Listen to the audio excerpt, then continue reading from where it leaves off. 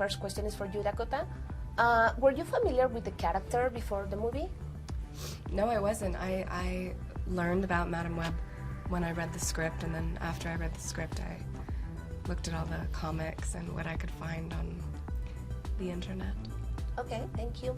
So, SJ, could you tell me what was your inspiration for this version of Madame Web?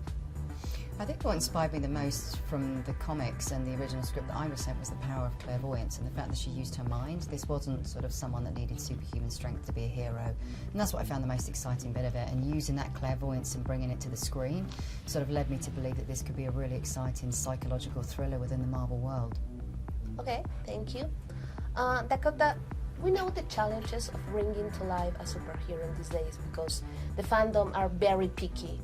So, knowing all of this, why did you accept the role?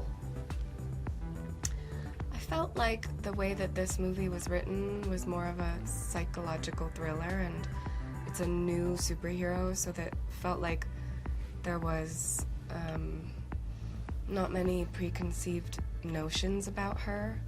And because it was her origin story, you know, it was a fresh take.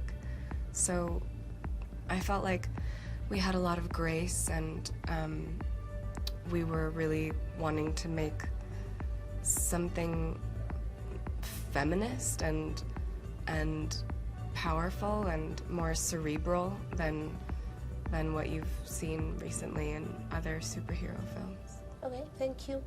SJ, is there anything that couldn't make it into the final cut of the movie that you would have wanted to add?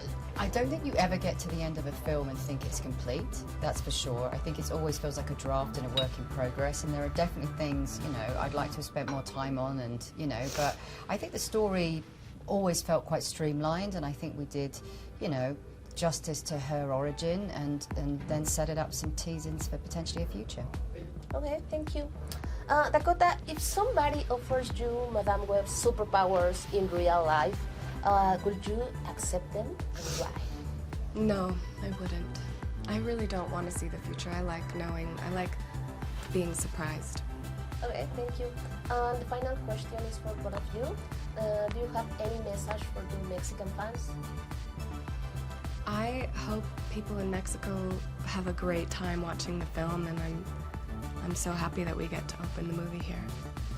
Yeah, I echo that, and just to say thank you to Mexico for hosting us and being a part of the film. Mexico is in the film, so we couldn't be more proud of that.